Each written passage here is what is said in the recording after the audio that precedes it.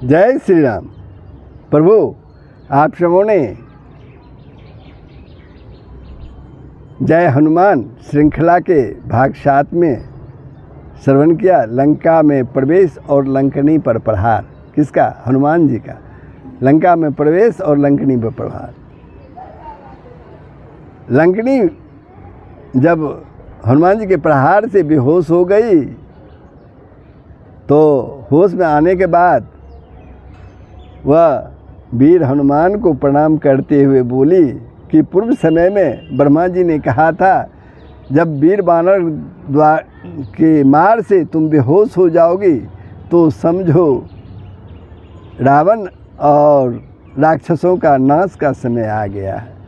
इस प्रकार कहते हुए लंकनी ने वीर हनुमान को लंका में प्रवेश करने की अनुमति दे दी। अब लंका में प्रवेश करने के बाद वीर हनुमान अशोक वाटिका में जाते हैं। तो इस 8वें भाग में, जय हनुमान श्रृंखला के 8वें भाग में ये प्रसंग आप लोग श्रवण करेंगे, वीर हनुमान का अशोक वाटिका में जाना। बंधुओं, यदि आपने वीडियो को सब्सक्राइब नहीं किया तो अवश्य सब्सक्राइब कर देंगे, बेल आइकन को दबा देंगे, कमेंट करेंगे, शेयर करेंगे, लाइक करेंगे। जय श्री राम, जय बजरंग। तो प्रसंग प्रारंभ होता है।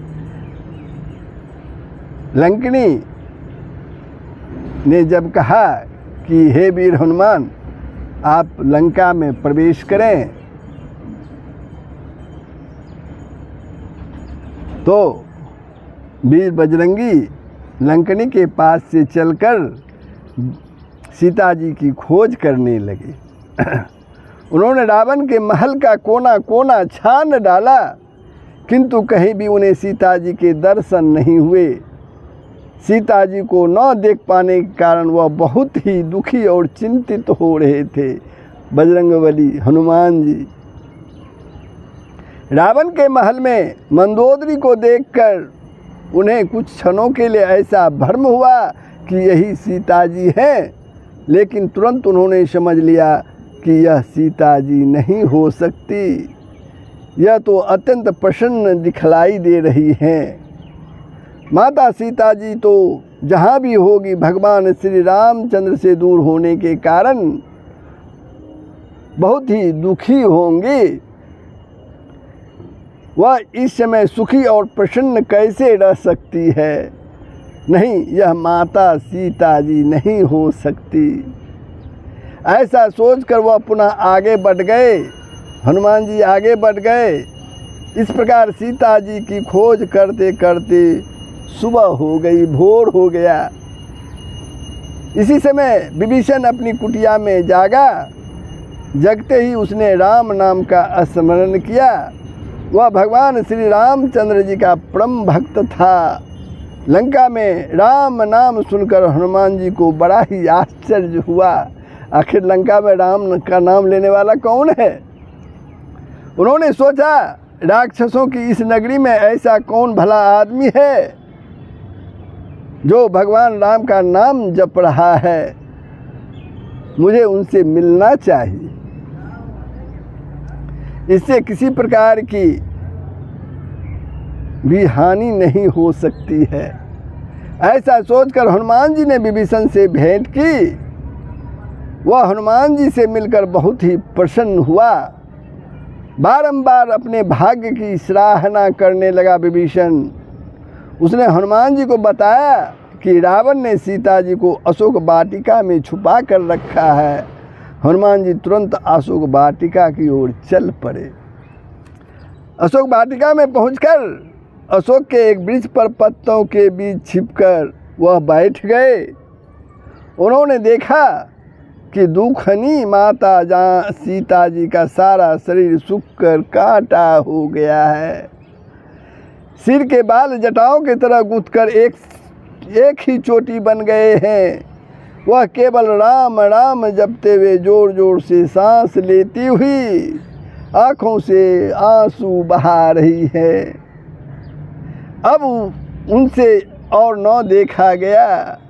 उन्होंने धीरे से भगवान श्री रामचंद्र जी द्वारा पहचान के लिए दी गई मुद्रिका ने अंगूठी सीता जी के गोद में गिरा दी वृक्ष पर बैठे बैठे। उसी की थोड़ी देर पहले सीता जी ने अशोक वृक्ष से प्रार्थना की थी, हे वृक्ष, तुम्हारा नाम अशोक है, तुम सबका शौक दूर करते हो, कहीं से लाकर मेरे ऊपर एक अंगार गिरा दो, इस शरीर को भस्म कर मैं तत्काल शोक से छुटकारा पा जाऊं। अतः हनुमान जी द्वारा गिराई गई मुद्रिका को उन्होंने अशोक द्वारा दिया गया अंगार ही समझा। लेकिन जब उसने देखा कि यह तो राम नाम लिखी हुई वही मुद्रिका है जिसे प्रभु श्री रामचंद्र जी धारण किया करते थे, तब उनके आश्चर्य का ठिकाना न रहा। वे सोचने लगी, श्री रघुनाथ जी तो सर्वथा अजय हैं, उन्हें देव असुर दानव मनुष्य कोई भी जीत नहीं सकता। माया के द्वारा ऐसी अंगूठी का निर्माण बिल्कुल असंभव है। इस समय सीता जी को संतावना देने के लिए हनुमान जी मधुर वाणी में श्री रामचंद्र जी के गुणों की वर्णन करने लगे। प्रभु श्री रामचंद्र जी के गुणों का वर्णन करने लगे हनुमान जी। आदि से अंत तक रघुनाथ जी की संपूर्ण कथा सुनाई। उनकी मधुर वाणी से श्री राम कथा की अमृत धारा निकलकर सीता जी के कानों में रस घोलने लगी। कथा के सुंदर प्रवाह से उनका संपूर्ण शोक और दुख क्षण मात्र में ही समाप्त हो गया सीता जी का। सीता जी बोली कि जिसके द्वारा सुनाई कथा ने मेरे शोक हर लिए हैं, हे भाई वह प्रकट क्यों नहीं होता। तो यह प्रसंग यहीं समाप्त होता है।